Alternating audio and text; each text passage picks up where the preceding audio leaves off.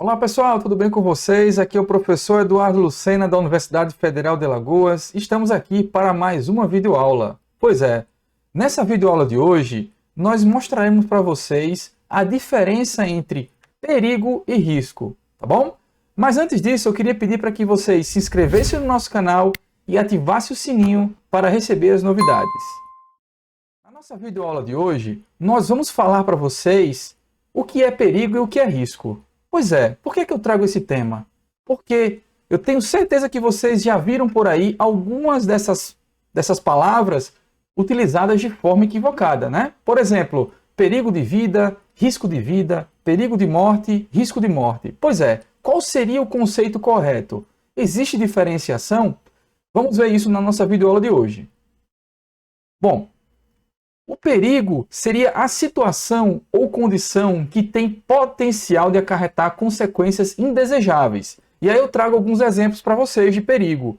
As substâncias, um artefato, a instalação, tá?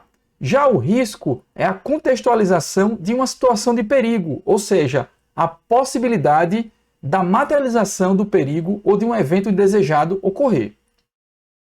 E a gente define risco como um produto entre a probabilidade de sua ocorrência vezes a magnitude de sua consequência. A probabilidade de ocorrência de um risco é dada por estatística, né? Através de métodos estatísticos. Já a magnitude da consequência é dada através de ferramentas de análise de risco, onde vocês podem encontrar no nosso canal diversas ferramentas que são utilizadas, como por exemplo o método HAZOP, análise de árvore de falhas e entre outros que são bastante utilizados na nossa literatura. E claro que o risco ele tem uma dependência, né, do cenário, da frequência e da consequência, o grau de risco. Aqui eu trago para vocês um exemplo no ambiente urbano, no nosso dia a dia. Então nós temos aqui a nossa cidade e na nossa cidade nós temos diversos riscos, né? Riscos sociais, riscos físicos, químicos, biológicos, enfim. E eu pergunto, quais são os principais perigos para a gente, por exemplo, transitar e andar nas nossas cidades, né?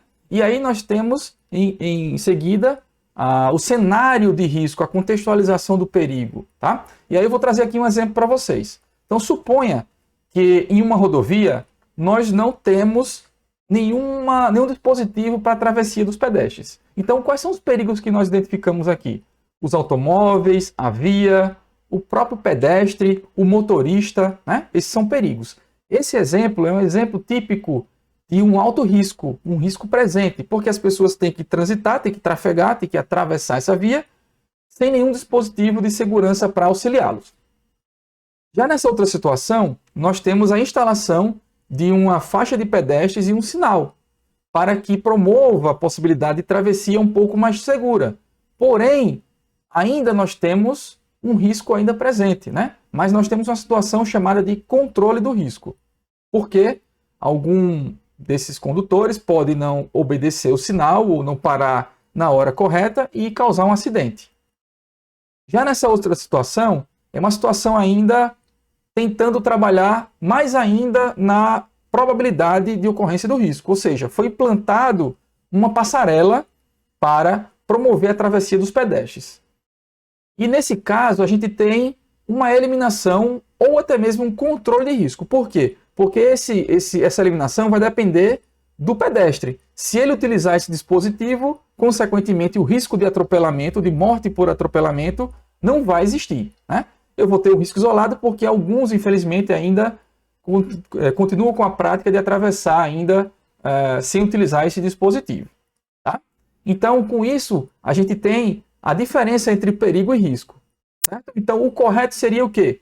Risco de morte, né? Porque o perigo é uma substância, um artefato ou a instalação. Então, por exemplo, nós temos um quadro de energia, nós temos lá o perigo, que é a corrente elétrica, e nós temos o risco de levar um choque ou até mesmo de morrer por conta da operação indesejada, né? Então, esse é o conceito correto de risco, tá? E um outro exemplo muito típico de um método que nós utilizamos há muito tempo, né, e que a gente não percebe, é o método e-se, que é o método que a gente usa para pensar no que aconteceria se eu fizesse uma determinada ação, né? Então, hoje estamos vivendo a pandemia E aí nós temos aí o risco de contaminação. Então, por exemplo, o que aconteceria se eu for para um ambiente confinado sem usar uma máscara, né? O que aconteceria se eu não higienizar a minha mão corretamente? Então, esse é um método que é bastante utilizado no nosso dia a dia, até intuitivamente, né? A análise de risco está presente no nosso dia a dia de uma forma até intuitiva, tá? Então é isso, gente. Agradeço muito. Peço para que vocês assinem nosso canal.